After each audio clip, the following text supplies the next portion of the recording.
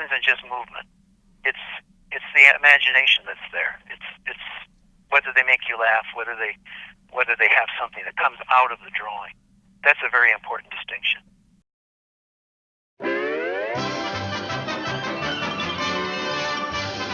It's a name that just defines outstanding brilliance in animation and film comedy. Sort of was in his little niche where he did things for studios, but really pushed the envelope in terms of what those things could be. The gags just came out of nowhere. I never knew where it was going to go. They were extremely elastic, spastic, and movable, and could do things that no one else even tried to do. So it gave me a great appreciation for how powerful a humorous drawing could be.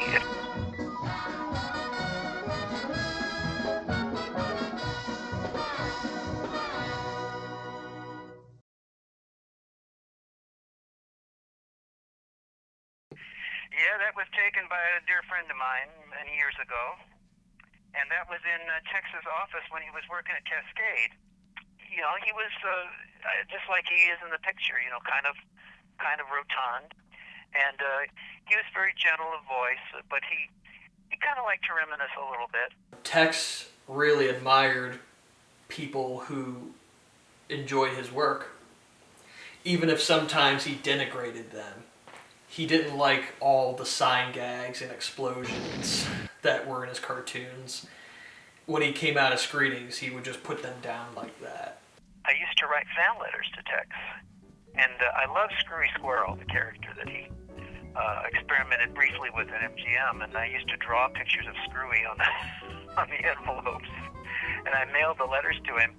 And then I think one of the first things I talked to him about was, did you ever get those letters from me with the pictures of Screwy on them? Says, anybody that sends letters to me with pictures of Screwy on them, I put them in the circular file right away. He hated Screwy. He didn't want to be reminded of that character. So I didn't realize that was such a sore spot with him.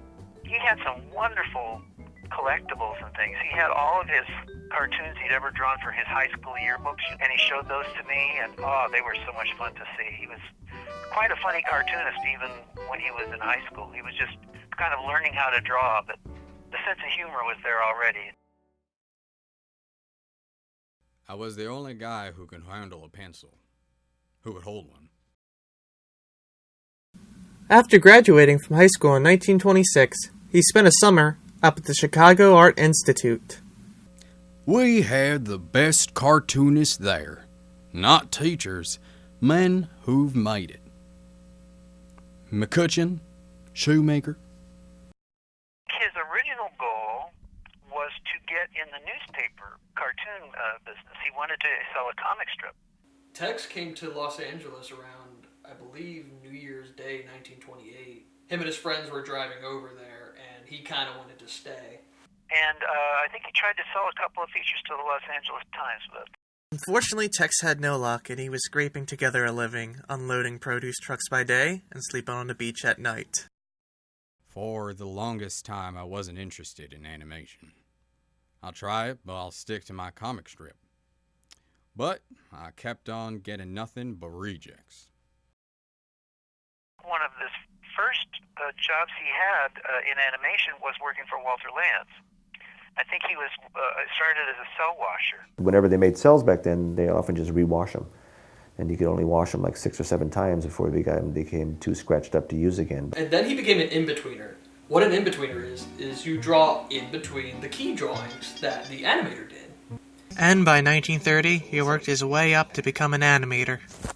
He was famous for taking a shot. I think Bill Nolan was the co-director. Walter was the businessman who set up all the deals. Bill Nolan would kind of delegate Avery to just improvise animation and gags as it went along. It became funnier and funnier the longer it ran. So in those days, Tex was fortunate in that things were so loose. If somebody had a funny idea, they just let him take it as far as possible, and they wouldn't cut it on him. So that's how he learned to animate. Tex, of course, had a very low opinion of his animation. He never liked it. I realized there at Lance that most of these fellows could draw rings around me. To make up for his lack of artistic talent, Avery became determined to master every stage of cartoon production. That's why he wanted to become a director as soon as he could, and Lance let him direct a couple of pictures that Bill Nolan, of course, got the credit for. On the strength of those two pictures, he went to Leon Schlesinger.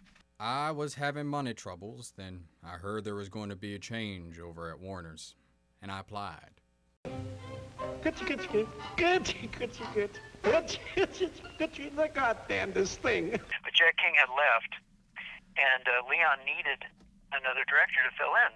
He showed a model sheet of Porky and the gang from I Haven't Got a Hat. Chris had these little guys coming up and doing different acts. Then here comes a big hog, and he stutters. He stutters, and it's funny as heck. Take it easy. Boy, I wish I'd stayed on the farm. Avery saw possibilities in Porky Pig. He wanted Porky to be the star. And the first picture he made there was Gold Diggers of 49. Tex started experimenting with speed effects. And, it had a wonderful, fast effect that nobody had really achieved up to that point. Was already experimenting with getting the tempo up, kind of moving it from the laconic kind of pace of the early 30s sound cartoons. And his pictures were a lot livelier than some of the other directors because of that. A lot of the animators were trying to have kind of this Disney influence. Everybody was trying to be more gentle and cute in a way. Tex was one of the people who was getting away from Disney, getting away from the sort of the safe humor there. He befriended an animator named Bob Clampett. They pretty much went down to this run-down bungalow, and they named it Termite Terrace because of the bad shape it was in. It must have been unpainted wood, and I bet you there were probably bent nails and all that. Avery and Clampett discussed the possibilities of animation in this new black and white Looney Tunes unit. They were discussing the old Felix the Cat cartoons, where Felix would take off his ears like a hat, and his tail would come off like a prehensile prop. And they were trying to bring back the impossibilities of animation. They thought that it kind of just waned when Disney felt that characters should breathe. I tried to do something I thought I would laugh at if I were to see it on the screen, rather than worry about, will a 10-year-old laugh at this? Because we couldn't top Disney. So we went for adults and young people.